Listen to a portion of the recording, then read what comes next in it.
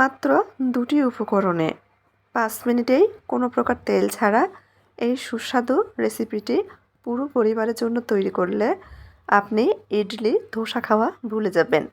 Guarantee দিয়ে বলছি, এতটাই মজার। আসসালামু আলাইকুম, কেমন আছেন আপনারা সবাই? আশা করছি সবাই অনেক বেশি ভালো আছেন। সবাইকে আবারও একবার আমন্ত্রণ করছি সাদামাটা রান্না অ্যান্ড ব্লগসের আর একটি নতুন ভিডিও দেখার জন্য। আজকে আমি আপনাদের মাঝে আরেকটি ইউনিক রেসিপি শেয়ার করছি। প্রথমে আমি একটা বোলের মধ্যে নারকেল নিয়েছি। ফ্রেশ নারকেল আমি পাতলা পাতলা করে কেটে নিয়েছি। এখানে হাফ কাপ মতো নারকেল হবে। দিয়ে দিচ্ছি ফুটন্ত গরম পানি নারকেলের মধ্যে 2 মিনিট মতো ভিজিয়ে রাখবো। এদিকে একটা বোল নিয়েছি। বোলের মধ্যে 1 কাপ মতো আতপ চাল দিয়ে দিচ্ছি। আপনারা চাইলে ভাতের চাল দিয়েও এই রেসিপিটি তৈরি করতে পারেন। পর্যাপ্ত পরিমাণ পানি দিয়ে চালটা কষলিয়ে 3 থেকে 4 বার ধুয়ে নিব। চাল ধুয়ে পানিটা ঝরিয়ে নিয়েছি। দিয়ে দিচ্ছি 1 কাপ মতো পানি। আর ওই যে নারকেল ভিজিয়ে রেখেছিলাম, নারকেলের গরম পানি সহ নারকেল সহ আমি চালের মধ্যে দিয়ে দিচ্ছি।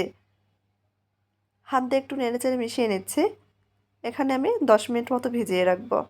চালটা ঘন্টার পর ঘন্টা ভিজিয়ে রাখার প্রয়োজন নেই, 10 মিনিটে কিন্তু নরম হয়ে যাবে।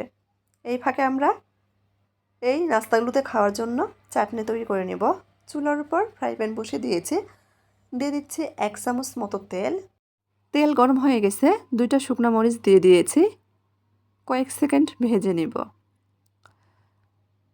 কয়েক সেকেন্ড ভেজে নিয়েছি। 3 কোয়া রসুন আমি মাঝখান থেকে কেটে দিয়েছি। 1 টুকরো আদাটা কেটে দিয়েছি দ্রুত সেদ্ধ হওয়ার জন্য।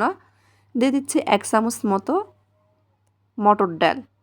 কিছুক্ষণ ভেজে নেব। চাটনি তৈরি করার সময় অবশ্যই সরিষার তেল ব্যবহার করার চেষ্টা করবেন, খেতে কিন্তু ভীষণ ভালো লাগে। কিছুক্ষণ ভেজে নিয়েছি। এখানে আগে থেকে ছোট 2টা টমেটো আমি টুকরো করে কেটে রেখেছিলাম, দিয়ে দিচ্ছি। নেড়েচেড়ে মিশিয়ে নেব।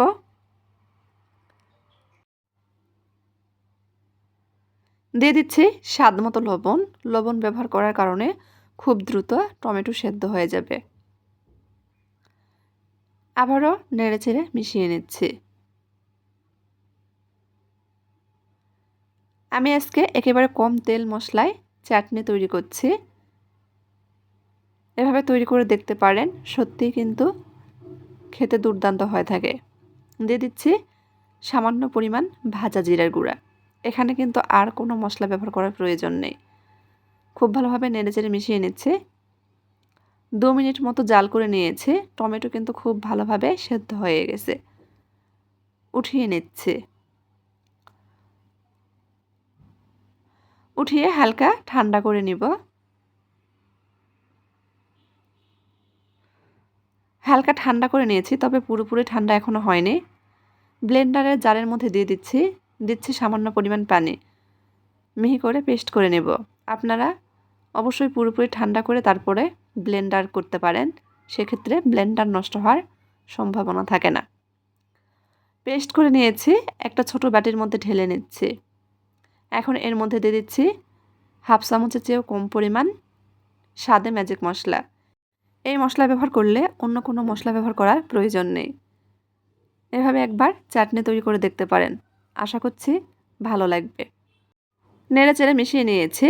চাটনি একদম তৈরি, সাইডে রেখে দিচ্ছি। এদিকে 10 মিনিট পর চালগুলো কিন্তু খুব ভালোভাবে ভিজে গিয়েছে।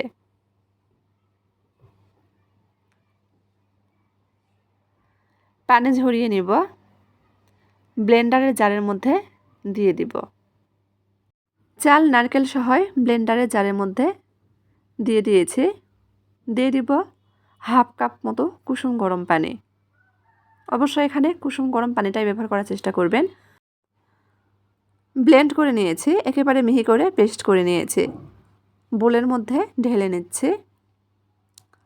এখন এই ব্লেন্ডারের মধ্যে আমি আবারও 2 থেকে 3 টেবিল চামচ পরিমাণ পানি দিয়ে খুব ভালোভাবে জারটা ধুয়ে নাস্তার ব্যাটারের মধ্যে পানিটা দিয়ে দিয়েছি। খুব ভালোভাবে নেড়েচেড়ে মিশিয়ে নিব। ভিডিওর মধ্যে কথাবার্তায় যদি কোনো ভুল হয়ে থাকে প্লিজ সবাই মানিয়ে নেবেন, ক্ষমা সুন্দর দৃষ্টিতে দেখবেন। মিশিয়ে নিয়েছি, দেখেন এর ঘনত্ব ঠিক এই রকম ঘনত্বের তৈরি করে নিতে হবে। একেবারে গাঢ়ও না, আবার খুব বেশি পাতলাও না।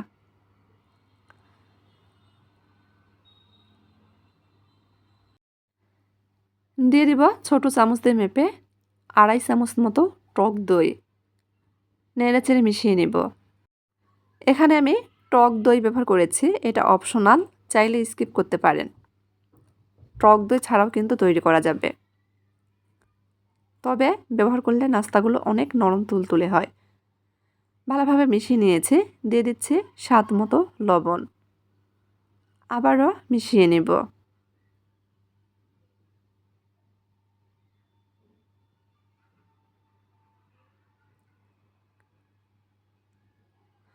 মিশিয়ে নিয়েছি, এখন দিয়ে দিব ইনো। 1 প্যাকেটের অর্ধেক পরিমাণ ইনো দিয়ে দিচ্ছি।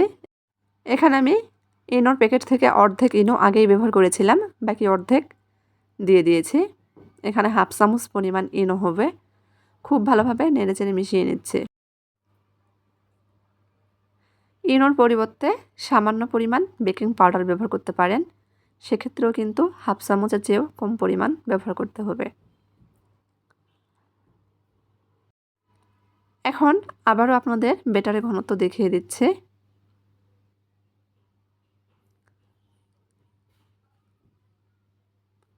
আসলে এই ব্যাটার পারফেক্ট না হলে নাস্তাগুলো কিন্তু একদমই পারফেক্ট হবে না। রেসিপিটি কেটে কেটে না দেখে ফুল রেসিপি দেখুন, তাহলে আপনারা আমার মতো পারফেক্টভাবে তৈরি করে নিতে পারবেন।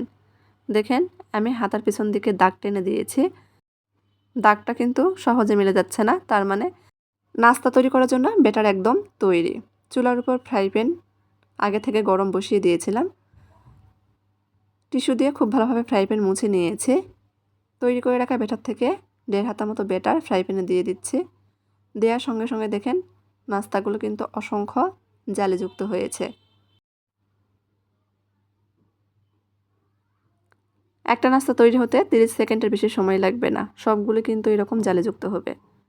প্রত্যেকবার নাস্তা তৈরি করার আগে অবশ্যই টিস্যু দিয়ে ফ্রাই প্যান মুছে নিতে হবে। চুলার আঁচ কোনোভাবে বাড়ানো কমানো যাবে না। আমি হাই হিটে রেখেই নাস্তাগুলো তৈরি করে নিয়েছি। দেখেন মাশাআল্লাহ কতটা সুন্দর হচ্ছে প্রত্যেকটা নাস্তায়। ভিডিওটি যদি পুরোপুরি দেখেন তাহলে ইনশাল্লাহ আপনাদের নাস্তাগুলো এরকম পারফেক্ট হবে।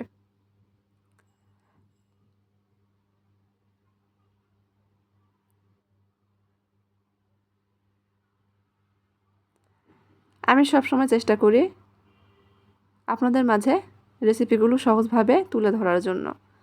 আমার এই রেসিপিগুলো ভালো লাগলে প্লিজ সবাই চ্যানেলটি সাবস্ক্রাইব করবেন, লাইক কমেন্ট শেয়ার করে নিয়মিত চ্যানেলের পাশেই থাকবেন। ব্যাটার দেওয়ার সঙ্গে সঙ্গে কিন্তু নাস্তাগুলো অসংখ্য জালেযুক্ত হচ্ছে।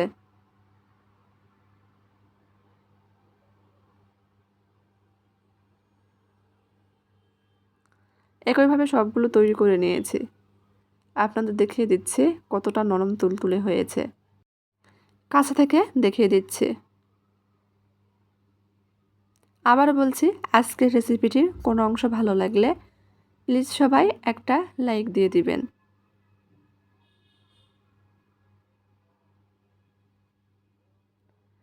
সবগুলো নাস্তায় কিন্তু এরকম জালিযুক্ত হয়েছে। গরম গরম এই নাস্তা চাটনি দিয়ে খেতে কিন্তু ভীষণ ভালো লাগে।